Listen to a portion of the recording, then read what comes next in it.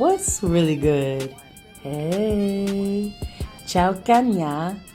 Welcome to the NLP Alumni Podcast, where we gather our Nexus Neighborhood Leadership Program members together to talk about where they are in the current moment and what world building looks like for them. I am your host, BakiBakiBaki, and today we are having a conversation with the hosting team for this very podcast. I, Baki, am a trickster. I live by prayer, subversion, and joy, and bring these words to life by breaking illusions of white supremacy and casting charms in the name of Black liberation. Mason is a storyteller and story keeper with a passion for the arts, especially costume, and loves to combine those things in everyday life. Mason lives by expression, movement, and creativity, and bring those words to life by sharing and telling stories with art at the center of everything. MK is a program manager for Nexus Neighborhood Leadership Program and organizer with the Education for Liberation Minnesota Network of the Maxfield Playground Redesign Team, and Viet language teacher at Duc Mi Dong Kong Parish. They live by serving the people and bring these words to life through growing new worlds with people who love deep, hard, and true. To open the episode, we will be pulling cards from an oracle deck. Top or bottom? Top. And then MK, want to pick the number? 13. Okay, we got the Magician. Yes. And you know that's number 1. That's right after the Fool. Okay, I'll show you the picture too.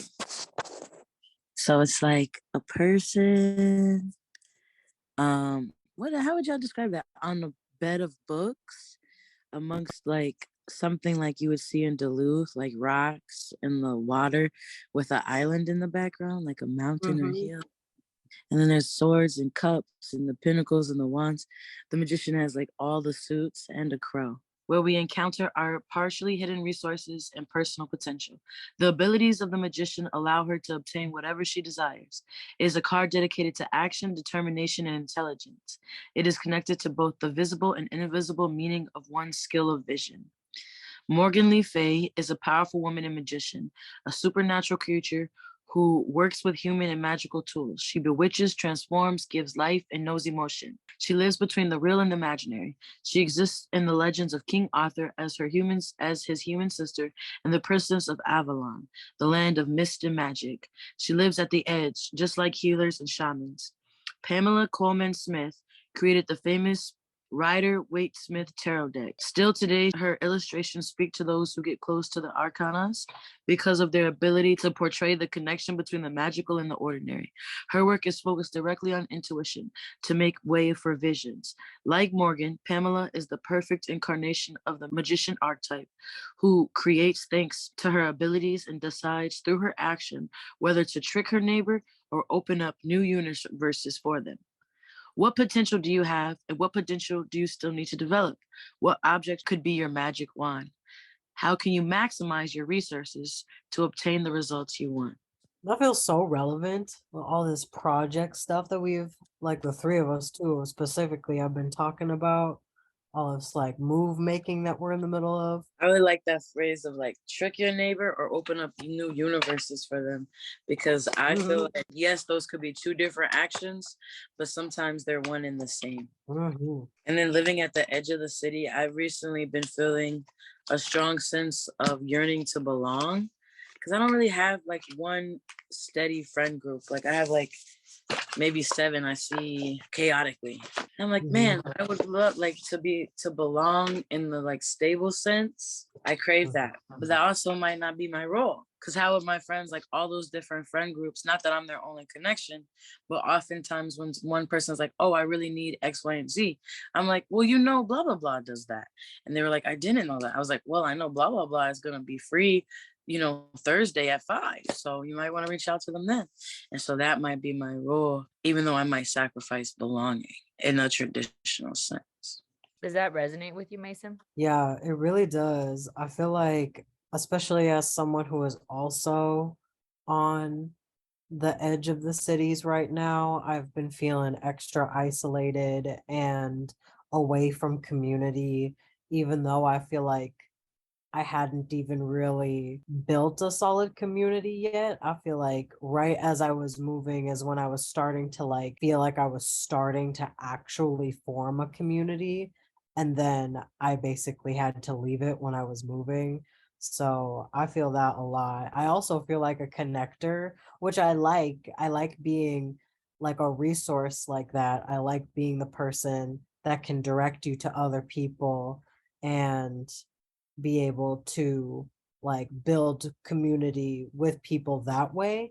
But I also feel with being the connector, there's that like sense of, I guess, isolation is the word. Even though like you are connected with other people around you, obviously, because you have to connect to other people to be able to have them connect to each other. But I'm thinking about how I have always wanted a friend group. You saying that too, maybe be like, yep, I feel that.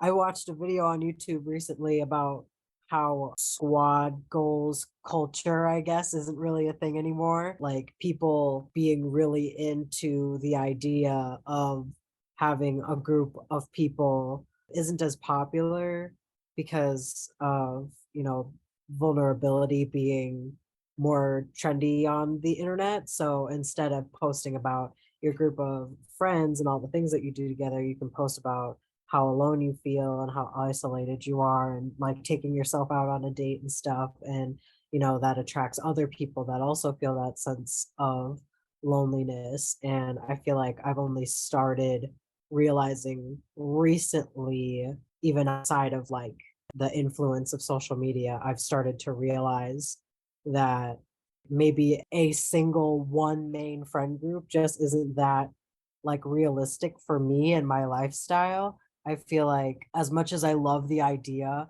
of having like 4 or 5 main friends that all know each other and like each other and we all hang out, that's like not something I ever really had even when I was in like school, which is the perfect place to have a group of friends because you're all forced to be together in the same place for 6 hours every day. So of course you're going to find a group of people that you connect with, but that's just not very attainable in at least my adult life.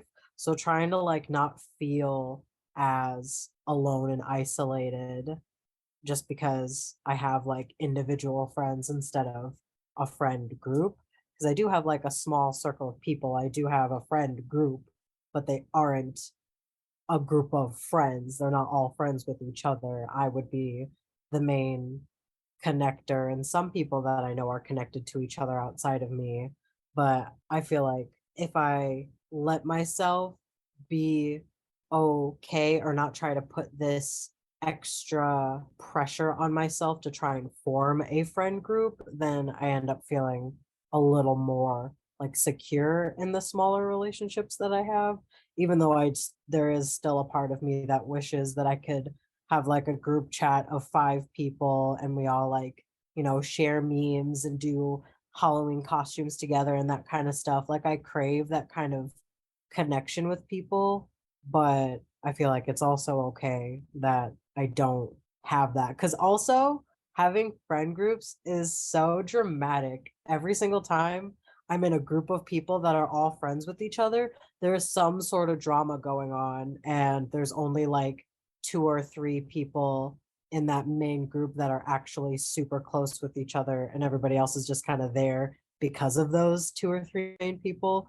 So yeah, so I resonate with you. Okay, so the things that resonate with me about what you're sharing is this like bumblebee nature that you have, or about like just this kinship that I'm hearing or I'm sensing, right? That you are, or that we all kind of have with the bumblebee. Did you know the bumblebee, like how they fly? It's not up and down. Their wings don't go up and down, but it's like this, gathering people. And like their itchy feet can't stay in one place for long, and that their a primary and core function of their being is to cross pollinate, is to actually visit many different gardens and a diversity of flowers in order to help this very robust and abundant and diverse ecosystem to grow, to actually grow, right? That flowers, which are a little bit more sedentary, that may be a little bit more self-sufficient, right? Because a bumblebee, its primary need and purpose is connection, right? It can't live on its own.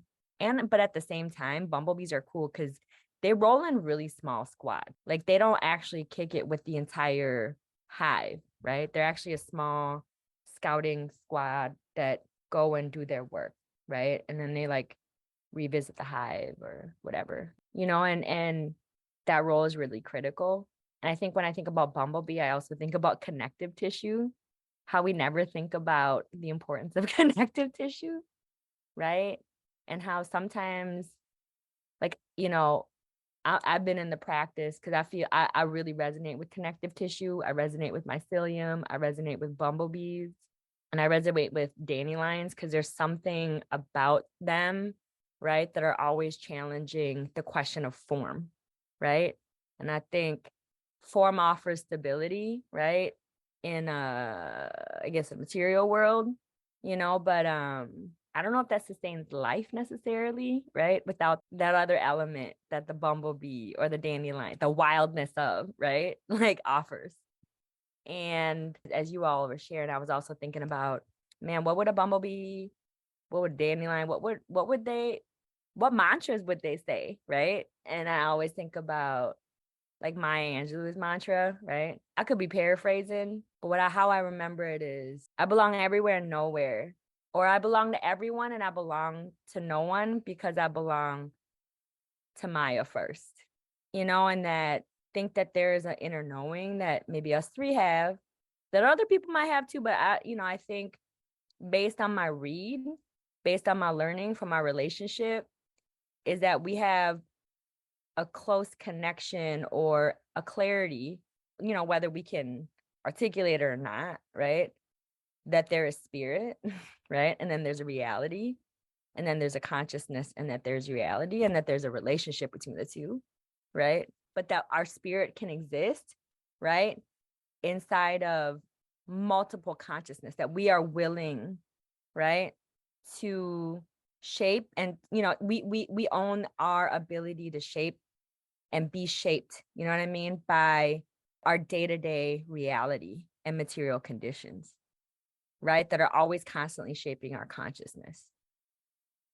And so as you were sharing, and okay, so why I said these are the parts that resonate with me is because I think spiritually, like, I vibe with both of y'all really hard, right? And I think I also at 41, right, like I still have vestiges, of something that has existed, right, like that may have come out of nuclear family mindsets or whatnot, whatever, right? But like, okay, so I have a friend base, and I don't know how real this is for young folks right now, right? But there's like this group that we call ourselves Monday Night Feast.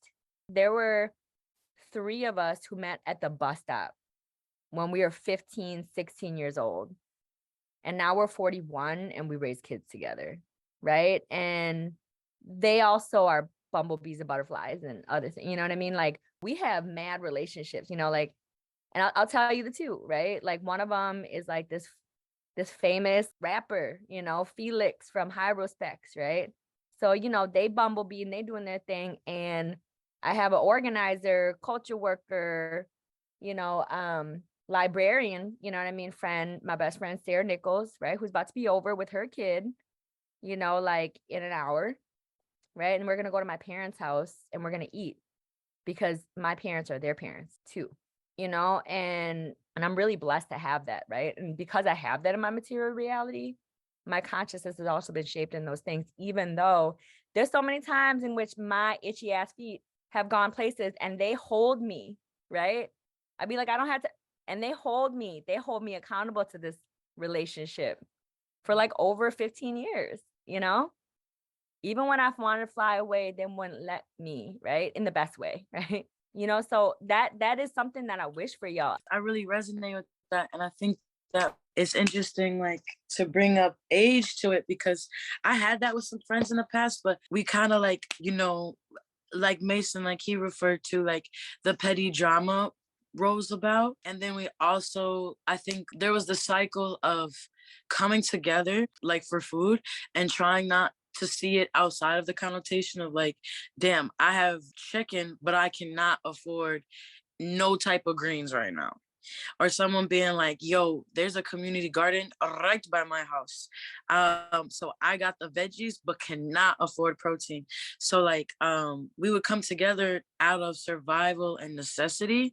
And I think like, as we started to grow and our economics changed and pettiness, like, not an unwillingness, but no guide of how to be vulnerable once you are at the dinner table kind of got us a little bit caught up. And so instead of talking about emotions and addressing like how the political is personal, we were like, myself included, started doing tit for tat and counting pennies, which does not work in a survival mindset actually, and also doesn't work from like a radically like agape love mindset either. And so it kind of dissolved. But every now and again, we do get together and like potluck style and cook together and clean together. And you know, I've talked to y'all recently, I think, both like in a professional and personal capacity of like, all I really want to do is like, you know, let me be real honest. All I want to do is pray, eat, clean, and smoke. Okay. That is like, if I didn't do anything else for the rest of my life but did that, I think I would actually meet Gaia and the universe's purpose for my life. Like I have more to do and we could change the world in form, and like I can use my connection to spirit to dream interpret, to ask people questions. I think like that is one of my roles as a bee, is to hop flowers and be like, when do you notice you pollinate the most? You know what I mean? But I also am just trying to be like the bees that like, have you ever seen those pictures where their booties are sticking out from like a lily, or I don't know, those flowers that look like very cool, like cup shape? Bees sometimes will just nap in those flowers, and I'm here for that. Let the energy go where it need to go. Oh, okay, and then here's the picture. Very, very dope artist. All right. That's amazing. So good. That's amazing. Do you want to share a little bit? Like, do we want to practice like letting the youngest in the room take lead? And would you like to tell us about your picture? You want to share? You want to share with community your pictures? Go ahead. Go share. Go share with John Mason, or go share with John BakiBakiBaki. Mm-hmm. Hello. Hi. What's in the picture? What's happening? Can you show them? That's coordinate. Please. Mm-hmm. Wow. Are you headbutting us or giving us kisses, or what? Are you dapping us up? No, they definitely would throw a punch. They're throwing punches. Yep, look at that. Oh, nice. Bolden. Yo, Bolden's an MMA fighter. Bolden's actually like a really gifted fighter. Nice. Like, Warrior status. Yeah, no, it's real. Like, throws down 100, like 100%. You want to do it again? Okay, can we do it here one more time? Punch. Yeah. One more time. Hey. Okay, can you go, Daddy?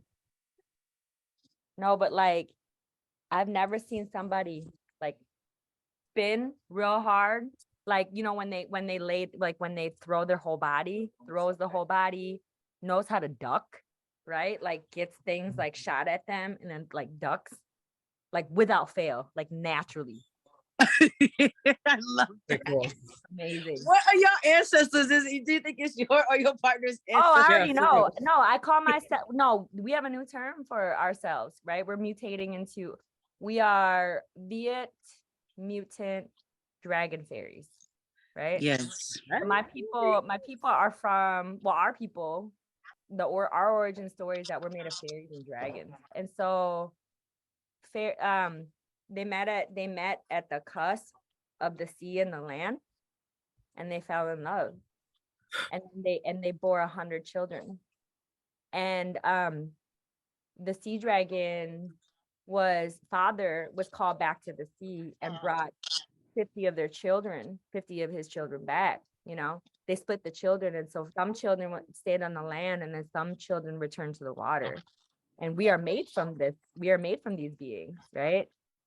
And you know, if we were to go through maybe just some archetypes, right? Like fairies are graceful and they're, you know, they're magical and they're all these things. And then dragons are seen as like fire breathing, you know, or I mean a sea dragon, but you know, but they're violent, right? You know, and I see all these parts in me. I see all the range, right, inside of me that makes up me. And I also know that colonization happened, right? And so that's where the whole mutation piece comes in, right? Is that I don't know if I can actually evolve, but I know I can mutate. Mm. And And both have to do with adaptability. And it wasn't a little adaptability. Exactly. Yo, let me transition my kid, but y'all keep going. Okay, keep vibing. Okay. Okie dokie. Mason, can I ask that for you? Like, I feel like MK gave us a great example of like a vet mutated fairy and dragon. Do you think you have something similar? The first thing that came to my head, because I know that MK is talking about like ancestry folklore related specifically to their like Viet lineage, and the only thing that I can think of is the fact that I love mermaids and merfolk, and that there is African mermaids, the Mami Wata. So that's the first thing that came to my head, but I don't actually know like where my specific lineage leads and if there's specific folklore around it. I also think about sometimes like have you seen some of these like traditional African uh costume and for like festivities and things where they've got their faces all painted and they got real colorful outfits on, and I love it so much because it feels like clowning, like clown core, and it feels like like I look at some of these pictures and videos of African people just doing their thing, and I'm like, there's a part of me that struggles with like if I were just to say like this is so clowncore on a like video of someone doing an African dance, we would be like, what kind of disrespect is this? But I'm like, no, this is like the blueprint. Like this is like being able to dress up and dance and entertain and have it not be something that is based from colonization, but that is also still a big part in our current clown culture, is that came from minstrelsy, and being able to reclaim that as a Black person is like it's its own journey. So being able to have like those two things, I feel like the like African folklore of Mami Wata and just traditional African costume that feels like the origin of clowncore before colonization. So I think those are the first two things that come to me. Also, I feel like um for my chosen family, they're all Creole and from yeah, boy. So you already know the whole jester vibe with Mardi Gras and stuff. So that's also another thing that's like related to clowning, that's directly related to Blackness, which feels just like so cool. So those are, and two of those three things had to do with clown stuff. So I guess you can see where my head is at. But yeah, those are the things that come to my mind when I think of like origin folklore for myself. I love that. Like, as you were speaking, I've been thinking a lot too, not just about like the ways in which that word mutate that MK was talking about, I think is interesting.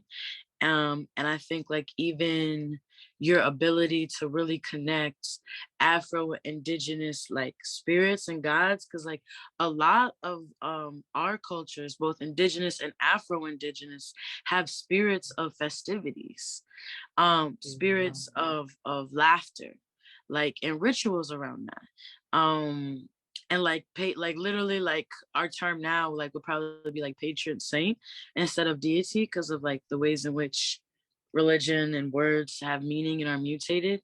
So I really appreciate how you're speaking to the reclamation aspect. And I think it's even cooler, or you're doing something right when there's resistance sometimes, right?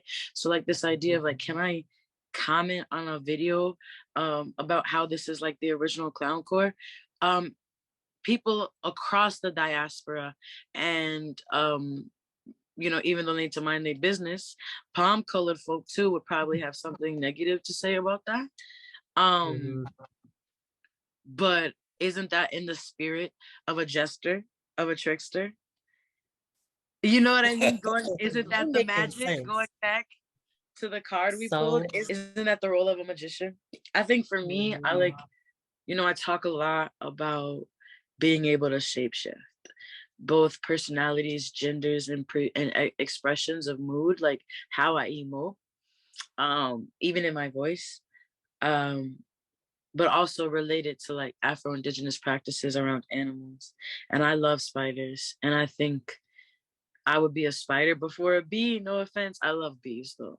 And I do have a stinger, but I think I have more resonate with this idea of building webs, of naturally having them like both demonized and substantial. And then recently I liked, how some people are like, I wish I could be a fly on the wall. Recently, Mhm. I've been having breakdowns because I really do think when I shapeshift into spider form, um, I've done that for a while where I do feel like I'm connected to spiders. And if I've entered someone's home, I very much believe that I can connect to the spiders and then have like a little a sentimental energy fly on the wall and in my people's homes. And sometimes they will crawl back to me and bite me, and I experience ego death. And I know this might sound, let's push back on it. If this needs to be seen as metaphor for folks, let's see it as a metaphor. But there's always a lot of truth and a lot of death and rebirth in that. And there's also an alluring sense to spiders, right? Like there's a reason flies are drawn to it and like fly to it. And I think there's also something sensual and sinister about this idea of wrapping up your prey to transform. And I wonder oftentimes, why do we have like such a cool connotation of like butterflies in the cocoon? You know what I mean? Of where they're like wrapped up and transform. How is that not similar to being wrapped up by a spider? You also Mhm. become goo. And I also think you become nourishment. And I think that like if we connect this idea of the cocoon and gave that same grace to spiders, I definitely think there's times where folks, good or bad, love or hate me um or have a strong emotion towards me because I am a connector. I build webs. And sometimes old ideas, like there's been a lot of people who've told me like, oh, I've come out because of you, or I stuck up because of you. And like and a lot of these people, I was like, oh, I thought you didn't like me because we argued. I thought you didn't like me because we fell off. And they were like, no, I was going through transformation. And I was like, ego death. I've had that all the time. I wrap myself up with my own web to die and come back transformed. So I definitely feel like a mutated spider. And then also, even though it's cliche, my family and I, also real Afro-Indigenous shit, like we shapeshift as bears all the time together and apart. Um, and I think that makes sense with the hibernation quality we have, with the trauma, with our response to anti-Blackness. It can very much be that way, or like how my family, we're all big bones. And so oftentimes, sometimes when we're riled up, people are inherently fearful, like you would be of a bear. We store fat at the belly too. That's a flex now. No kidding. So good. I actually, and it sounded like you were saying that you can go through multiple ego deaths, and I don't think I've ever heard anyone saying that they've gone through like a second or third ego death. I usually just hear people being like, and I had an ego death, and then I changed as a person, and then that's it, and then never again. And that's why I've been really like skeptical of like the phrase and concept of ego death, because I was literally thinking about this like a couple days ago about the phrase ego death, and thinking about like, does the ego ever completely die? Like, you can have your moments of like getting it like real close to being super dead, I feel like, but then like there's still ego there. I feel like as human beings, like ego is just a part of the experience. So if you can't just have one ego death if you're gonna have them at all. So I was wondering if you would like speak more on having multiple ego deaths. Of course. Well, at first, my definition of ego death, and I think it is very much also informed by my grocery list, my laundry list of mental illnesses, right? So for a long time, it was like kept from me that I was bipolar, like by psychiatrists and therapists alike. And so I think that impacts it. And then I'm also a Scorpio. So this idea of death being constant and something to embrace, like, and transformation is something to embrace, comes naturally to me. I was born during fall, things decay. But for me, and then also like, recently, I'm celebrating a year since getting the diagnosis of borderline personality disorder. And I say celebrate because I really do think diagnoses are a double-edged sword. I'm a trickster. Give me the double-edged sword if it's necessary. I'll pierce my own side while protecting my community. It's just gonna have to happen. Yeah, they say Jesus went through that. You know what I mean? They even talk about Buddha in a similar sense of like of sacrificing blood, life and nutrients. So I'm okay with that. But like to be a personality disorder, right, is not curable. It's not like there's no end in sight. It's like something you live with. And black and white thinking is very common for folks with borderline. And so I think thinking in extremes comes natural to me. That borderline and bipolar beef up, and there's definitely times, and the world responds to me like this, where I feel as though I really do think of myself as demonic or angelic. There's grandiose. I'm either talking to demons or talking to God, and there's a lot of things we could parse that out later, but living that life and having those modalities make it so I believe ego death is this idea of a radical transformation in how I see myself and the explanations and reasonings for why I move the way I move. And for me, ego death is what happens when I'm like, oh, I'm actually not mad at this person. I'm actually not mad at the world. Right now, I am very insecure and embarrassed because when I see myself outside of myself, I myself would not condone my actions or even my yearnings. Ego death to me is about interrogating your own yearnings. And it's painful because we're already told our desires are wrong.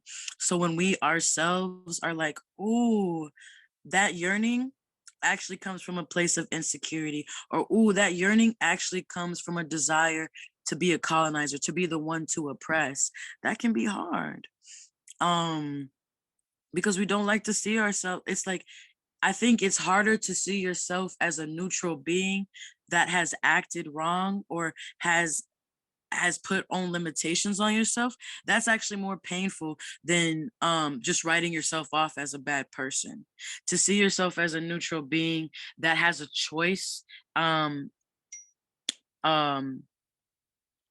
to see yourself as a neutral being that has a choice in every aspect of themselves. Like, oh, I actually have control over my emotions. I choose whether to be angry, sad, mad, happy. That's scary. And so I think that, like, to me, that's what ego death is. And I think it is necessary to go through it several times. In an extreme sense. But that extremity that I'm talking about is informed by my laundry list.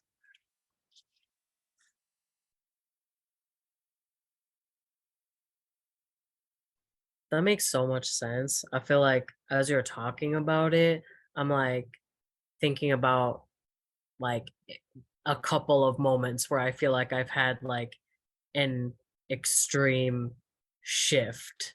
And I feel like that's very similar to the way you're defining ego death, the way that like something is happening in my life that causes me to turn into goop, I guess, and then I have to come out a new person, even though, I'm still made of the same stuff.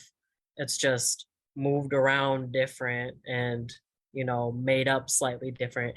Because even, when we're talking on a real scientific level, you could have, similar chemicals that are all together, but then you mix them in different ways and it becomes different things and reacts different ways every time you switch it up a little different, even though you're using the same elements. And I feel like that's kind of what happens when you're in that cocoon, goopy state in the middle of an ego death, transforming into a new person. So, yeah, I feel that. Thanks for explaining. That was a good definition or visual. Oh, so many beautiful ruptures in in my brain.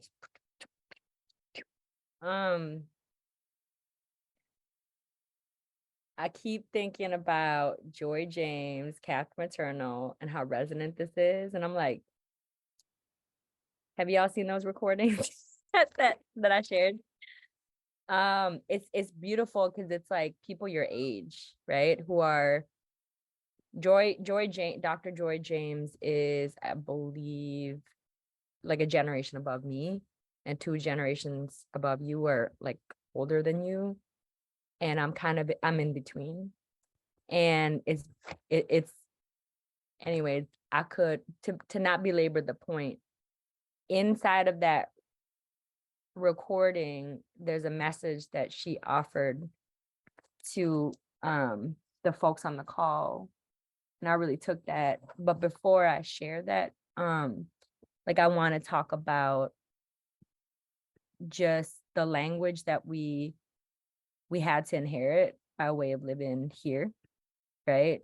And all the different ways of knowing, seeing, being, and doing, how those opportunities, that time, right, that we could have lived into these opportunities were like stolen a little, they're stolen, right?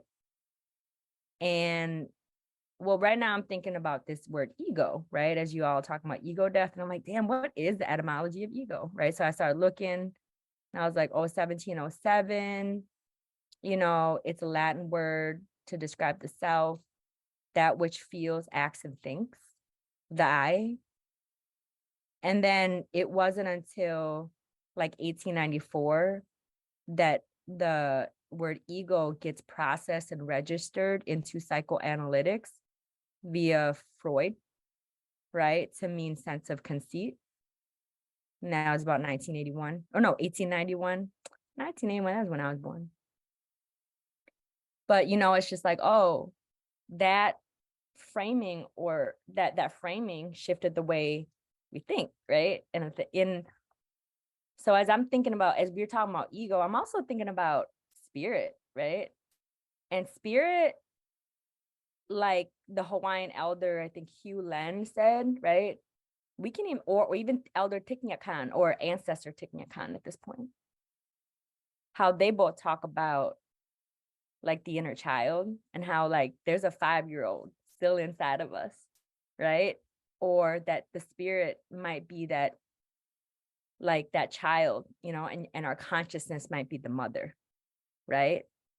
And that you know, if you so I was on mute for most of the time, right? But while y'all were just having this holding this beautiful conversation, I got a chance to witness. I was also hearing my kid at the door just banging, it's like, let me in, and how the child's needs are incessant and relentless and demanding, and how we so get disciplined out of that at very early ages, right? And how that process actually only makes us I gotta meditate on this more, and maybe those becomes the formulations for like the next set of conversations and questions and considerations that we offer to ourselves in the next round, because I don't think this is the whole thing. This is really, really good, and it might have to be a 2 episode because this shit is so good, right? But I'm really thinking about like the incessant need of the child, right? And how I actually don't want to lose that, right? But I also know how unwelcomed it is in the society, right? And that it's, to me, I'm like, okay, well, that's our task, right? So I'm gonna read this, okay? And this is where I get the word mutation from, is really from Dr. James, but so this, she talks a lot about the captive maternal. I've talked to you about the captive maternal, and we will insert, meaning, just definitions of the captive maternal. But basically, captive maternal is a person who has taken on the functions of love and care, right, inside of a predatory democracy, right, such as in the United States. And they are a celebrated and conflicted figure, right? But it is through their love, their generative capacity that stabilizes the state, right? While the state is constantly destabilizing them. And so the state is, we can accept that the state is a predator, not a god, right? Our mutation under this violence and stress changes everything. It changes the meaning of poetry. It changes the meaning of art. It changes even how we breathe, shallow, deep, and I welcome that. I welcome the mutations. I feel like we should get something out of this. So if mutating is the one thing that we can, that they can promise me, that you're going to be a little bit different, you're going to be wired a little bit different, you're going to see the world a bit different, and you're going to still be able to comprehend and still be able to face violence without running out of the room screaming, then that's evolution. And I'm like, oh, y'all are doing it. Oh, we doing it.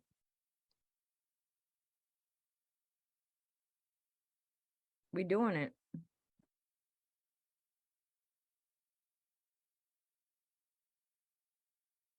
We are doing it. Was it you that was talking the other day?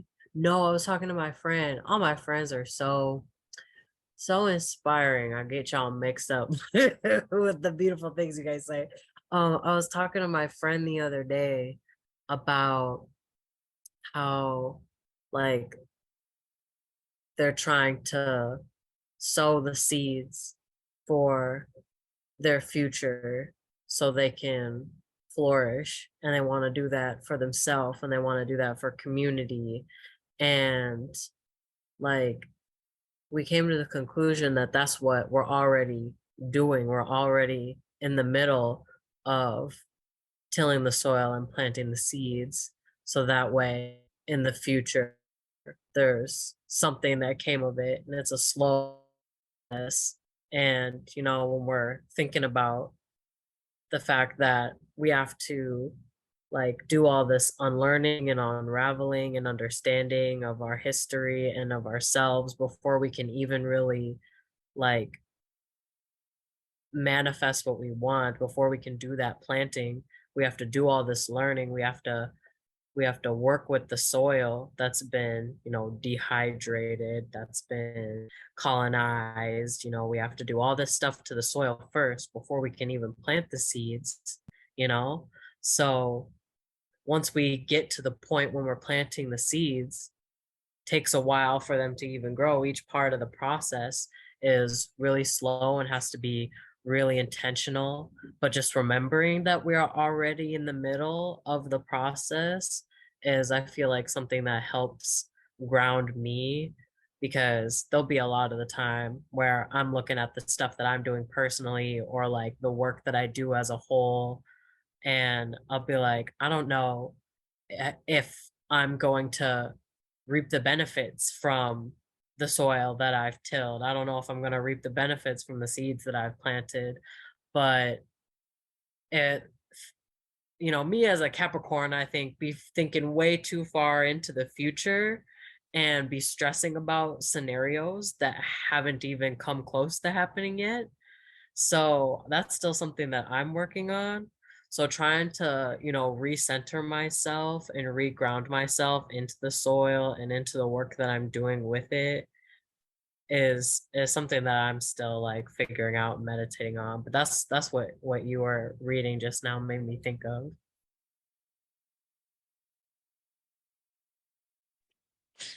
I love that. I think to build on that, for me, I still scream a lot and I'm still very violent.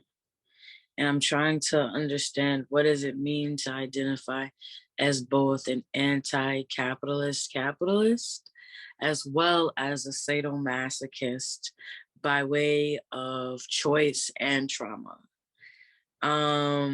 So that, like, when planting the soil, I think of the ways of, like, some of the plants I've eaten have, like, definitely have carcinogens in them. Like, I have eaten plants from the toxic soil. You know what I mean? Like, what does it mean to build raised beds? What does it mean to try to work with the soil? Like, what is the difference in that? How do I not shame myself for the ways in which I was fed poison, you know? And how do I not punish others for that? And how do I see both past generations, that, like, what shoulders I stand on, as well as prepare for the soldier, the feet that will be upon my shoulders. Understanding that, there has been some poisonous produce within us.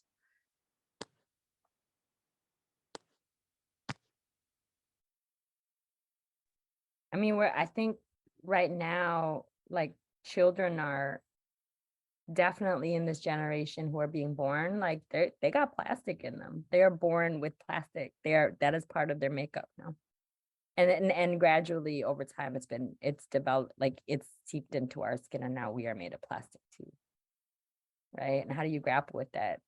And okay, so with the quote before, I'm like, violence is not off the table, right? And I'm gonna drop something in the chat for y'all. It's June Jordan's resolution 1003. Have y'all seen this? But it's so I'll read it. Resolution 1003 by June Jordan. I will love who loves me. I will love as much as I am loved. I will hate who hates me. I will feel nothing for everyone oblivious to me. I will stay indifferent to indifference. I will live hostile to hostility. I will make myself a passionate and eager lover in response to passionate and eager love. And I will be nobody's fool. Right? And I think for so long, I have actually been disciplined out of violence. And in my later years, I'm actually, trying to clarify my relationship with violence, right? And it's not off the table for me. And so when we talk about dragon fairies, feel like I've been disciplined into being a fairy. Be very gracious, be very quiet, be very polite, be very respectful, be whatever, right? And I think the world actually needs to see more dragon. And I'm disciplining myself, and I'm in the practice of living into that more. right? So I can really experience the full range of my humanity, right? Y'all, we could literally talk forever. I want to talk a lot more than this. I got to jump on a planning call for your next session, Baki, this Saturday. And so, Why am I so excited about Saturday? Oh, because of the conflict situation. Because it's something that we gotta, we gotta talk about. We know we gotta talk about, and that there isn't a lot of spaces to really talk about that, right? Yeah. Yes.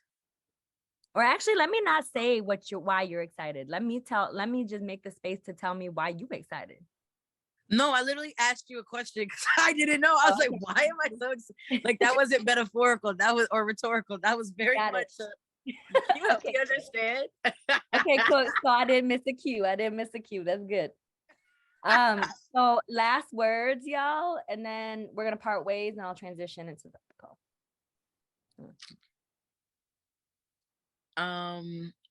I think as far as last words go, I will say that I just want to express gratitude. The next thing I said, I don't want it to carry too much weight or you to think about it too hard. But this working with you too, quite literally has saved my life. And I mean that in and I mean that in the physical sense, but even more so, I mean metaphysically. And to me, that holds more weight. So I love being a spider to y'all bees. You know what I mean? Being a thorn bush to your dandelion. So thank you.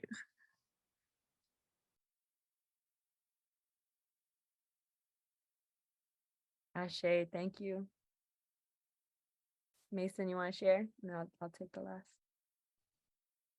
Yeah, I think my last words are about how excited I am for this work and that I literally love you both so much. You both are my family to me. BakiBakiBaki, you're my cousin.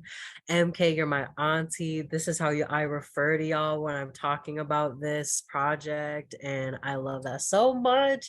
I really have like a very difficult relationship with the word and concept of family. So the fact that like there was just something in me that was like, this is right here, this is family. Like I'm just letting my heart tell me that that's fine and my gut tell me that that's fine. I'm going to listen to my body and allow myself to have family with no real strings or whatever. No, like, well, if they don't do this, how do you know? I feel like just the fact that I feel so connected to the both of you, and I feel like it's so cool that we all see ourselves as like individual connectors, but we found the three of us together, I think is just so cool.